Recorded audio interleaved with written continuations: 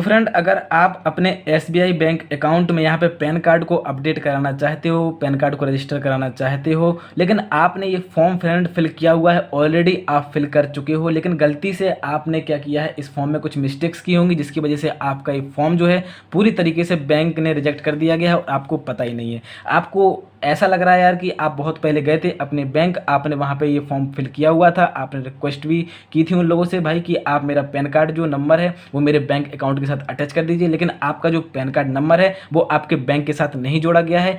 लगभग आपको काफ़ी समय हो गया है।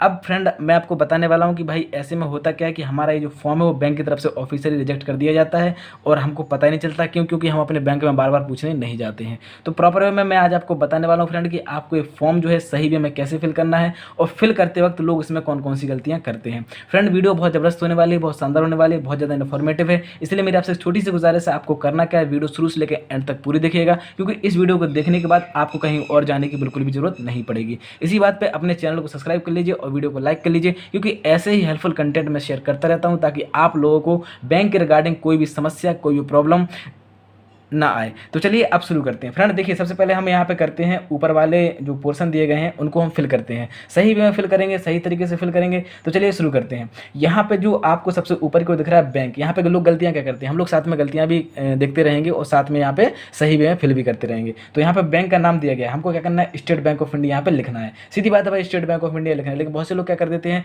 ये लिखते तो हैं लेकिन स्पेलिंग मिस्टेक कर देते हैं। भाई उनको नहीं पता होता कि ऊपर यहाँ स्टेट बैंक ऑफ इंडिया भी लिखा हुआ है, वो सीधा अपनी मर्जी से लिख देते हैं स्टेट बैंक ऑफ इंडिया, कुछ भी यहाँ पे स्पेलिंग मिस्टेक कर दिए, फिर बाद में कट्टा पिट्टी कर दिए। फ्रेंड, अगर आप कट्टा पिट्टी करोगे तब भी आपके फॉर्म रिजेक्ट होने के ज़्यादा चांसेस बन जाते हैं, मैं आपको पहले बता दिया हूँ। उसके जस्ट आ गया था ब्रांच। अब देखिए ब्रांच में लोग क्या गलती कर देते हैं भाई, ब्रांच में यहाँ पे आपको आपका लोकल एड्रेस लिखना है, जहाँ पे आपका खाता खुला हुआ है, जहाँ से आपने ये फॉर्म लिया हुआ है, जहाँ पे आपकी ब्रांच सिचुएटेड है, आपको वहाँ का एड्रेस प्रॉपर यहाँ पे लिखना है। लेकिन बहुत से लोग गलती क्या कर देते हैं यहाँ पे भाई, वो क्या कर देते हैं, फिर से बैंक का नाम लिख दिया, मालूम चला, है ना फ्रेंड। तो आपको ऐसी गलती नहीं करनी है, आपको सिंपल वे में यहाँ पे ब्रांच का लोकल एड्रेस यहाँ पे फिल कर देना है। उसका जस्ट आ गया था डेट। अब देखिए डेट में भी बहुत से लोग गलती कर देते हैं। डेट में क्या गलती करते हैं भाई, जैसे ये अपने बैंक ब्रांच गए, उन्होंने क्या किया, तुरंत डेट डाल दी। अब भाई आप तुरंत डेट डाल दोगे तो आपको खुद पता नहीं है कि बैंक यहाँ कौन से डॉक्यूमेंट की रिक्वायरमेंट कर सकता है आपसे। हो सकता है कि आपका कोई ऐसा डॉक्यूमेंट मांग ले वो जो आपके पास प्रेजेंट में हो ही ना, और उसको कलेक्ट करने में आपको 1-2 दिन लग जाए।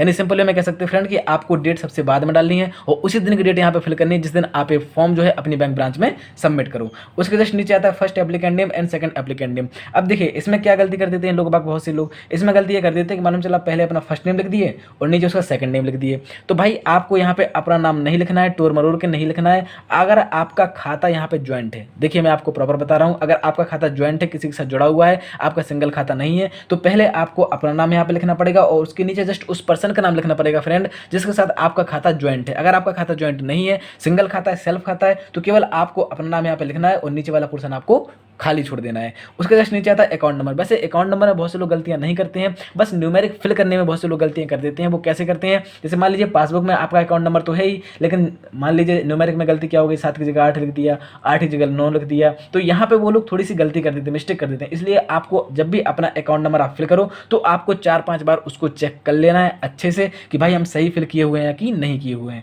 उसके जस्ट आ गया था मोबाइल नंबर। अब देखिए मोबाइल नंबर में लोग क्या गलती कर देते हैं भाई, मोबाइल नंबर का मतलब क्या है भाई, आपको आपका रजिस्टर्ड मोबाइल नंबर ही यहाँ पे फिल करना पड़ेगा।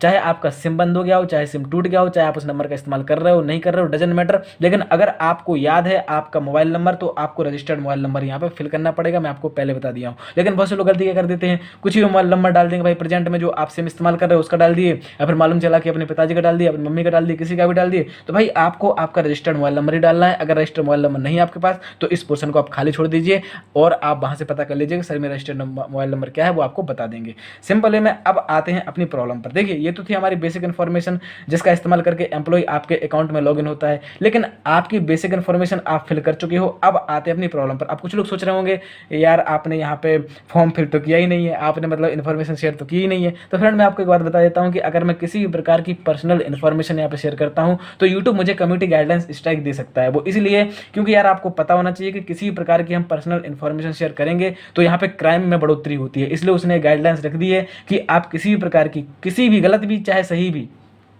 आप यहाँ पे पर्सनल इन्फॉर्मेशन शेयर नहीं करोगे। तो सिंपल है फ्रेंड, आपको समझ में आ गया होगा, आपको मैं प्रॉपर गाइड कर रहा हूँ आपको कैसे भरना है फॉर्म। तो ये तो थी हमारी बेसिक इन्फॉर्मेशन जो हम फिल कर चुके हैं। अब आते हैं अपनी प्रॉब्लम पर। भाई प्रॉब्लम क्या है हमारी, हम लोग क्या करना चाहते हैं, पैन कार्ड को अपडेट करना चाहते हैं।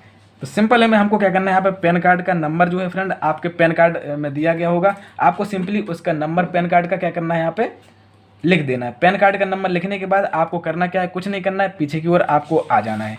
देखिए मैं आपको पहले बता दे रहा हूँ कि आपको यहाँ पे सेकंड पृष्ठ पर आ जाना है। सेकंड पृष्ठ में क्या गलतियाँ करते हैं बहुत से लोग बाग, सेकंड पृष्ठ में गलतियाँ कर देते हैं। जैसे यहाँ पे लिखा हुआ फर्स्ट अकाउंट होल्डर सिग्नेचर। अब भाई फर्स्ट अकाउंट होल्डर सिग्नेचर का मतलब ये है कि आपको आपके वही सिग्नेचर करने हैं जो कि आपके बैंक अकाउंट में रजिस्टर्ड है। ऐसा नहीं है कि आप कोई भी सिग्नेचर कर दोगे फिर बाद में कहोगे कि यार मेरा पता नहीं यार फॉर्म क्यों रिजेक्ट हो गया। तो भाई आपको यहाँ पे वही सिग्नेचर रखने हैं जो कि आपके अकाउंट में लगे हुए हैं, पहले से लगे हुए हैं। अगर आप अपने सिग्नेचर भूल चुके हो तो अपने एम्प्लॉय से आप सीधा सीधा रब्ता करिए, उससे पूछिए कि सर मुझे मेरी सिग्नेचर बता दीजिए, मुझे फॉर्म फिल करना है। तो वही वो आपको आपके सिग्नेचर बता देंगे और सेम टू सेम सिग्नेचर आपको करने जो कि आपके अकाउंट में लगे हुए हैं।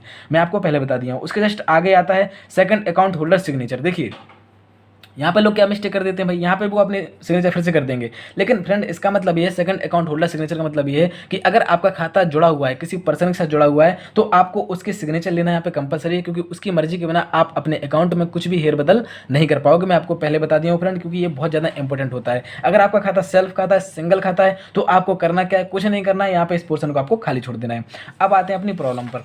भाई आपकी प्रॉब्लम भी हम यहाँ पे सॉल्व कर दिए, आपका फॉर्म भी फिल हो गया है, बहुत जल्दी हो गया है और वीडियो ज़्यादा लंबी होने से ही बचा लिया हूँ फ्रेंड में। अब यहाँ पे हम बात करते हैं डॉक्यूमेंट के ऊपर। भाई डॉक्यूमेंट क्या होते हैं, डॉक्यूमेंट में आपको क्या क्या लगेगा। डॉक्यूमेंट में आपको आपके पैन कार्ड की फोटोकॉपी ले लेनी है, आपको यहाँ पे आपके पासबुक की फोटोकॉपी लेनी है फ्रेंड, और सिंपल है में आपको अटैच करके आपको आपके ऑपरेशनल मैनेजर को दे देनी है और कहना है सर मुझे मेरा पैन कार्ड जो है अपने अकाउंट के साथ अपडेट कराना है, लिंक कराना है। आप कुछ भी कह सकते हो उसके, ठीक है ना फ्रेंड, आप उससे कुछ भी कहिए, सिंपल है में वो आपका अपडेट कर देगा, लिंक कर देगा, अपनी भाषा में कहें और आपकी जो रिक्वेस्ट है वो एक्सेप्ट कर ली जाएगी। तो मैं आशा करता हूँ फ्रेंड कि आज की वीडियो आपको पसंद आई होगी। वीडियो अच्छी लगी हो तो चैनल सब्सक्राइब कर लीजिए और वीडियो को लाइक कर लीजिए। Thank you so much.